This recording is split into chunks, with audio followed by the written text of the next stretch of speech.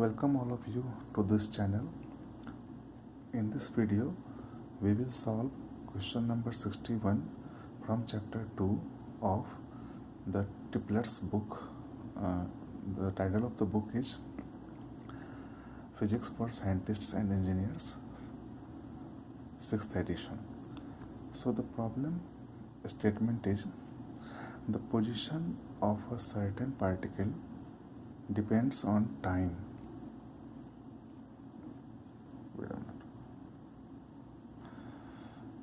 The position of a certain particle depends on time according to the equation xt is equal to t square minus 5t plus 1.0, where x is in meters if t is in seconds. Then there are three parts of the question. The first part A is we have to find the displacement and average velocity for the interval which interval this defined like this, like t is from 3 seconds to 4 seconds. So let us solve the first part first. So we know that the displacement is defined as the change in position. That means if xt1 is the position of a particle at time t1 and xt2 is the position of the particle at a later time xt2, then the displacement of the particle is defined as xt2 minus xt1. Now in this problem, t1, that means the beginning of the period, which is this defined like this. The period starts at 3 seconds and ends at 4 seconds. So the t1 is 3 seconds. So in order to find out the position at 3 seconds, we simply put 3 in place of t in the definition of the position as given in the problem. So we find that at t is equal to 3 seconds, the particle is at minus 5 meter. Similarly, at t2 is equal to 4 seconds, we find that the particle is at minus 3 meter.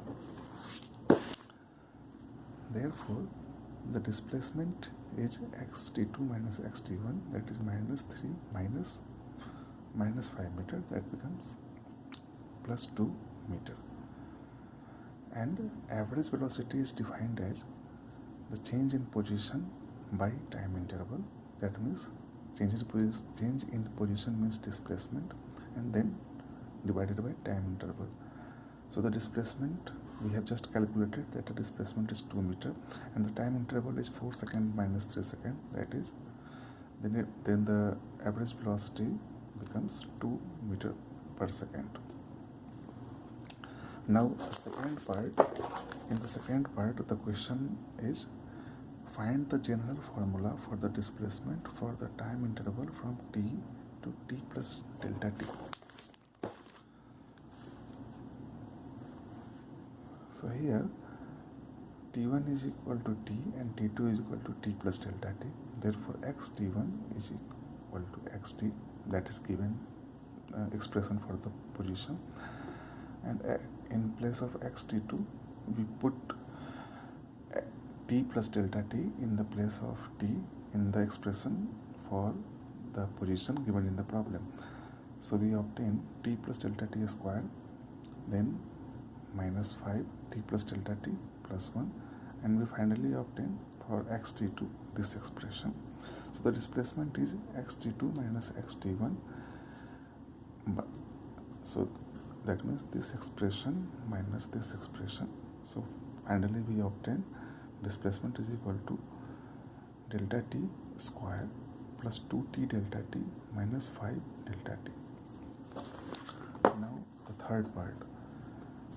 In the third part, we have been asked to use the limiting process to obtain the instantaneous velocity for any time t.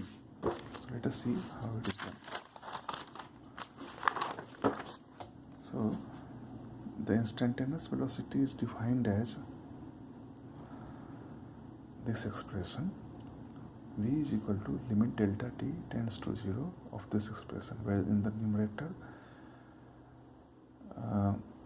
the first term is the position of the particle at time t plus delta t, and the second term is the position at time t, and in denominator the delta t is there. So we put this expression, which is the result of the part B, here, and in denominator delta t we simplify to get the limit as 2t minus 5. So the instantaneous velocity is 2t minus 5. So we can also verify our this result by the formula. We know that instantaneous velocity is the time derivative of the position function. So position function is t square minus 5t plus 1, and its derivative is simply 2t minus 5. So in this way we have seen that how the instantaneous velocity and acceleration can be determined if the position as a function of time is given. We have seen that the instantaneous velocity is the first derivative of the position function, and the acceleration is the first derivative of the velocity function or the second derivative of the position function. Thank you very much for watching this video.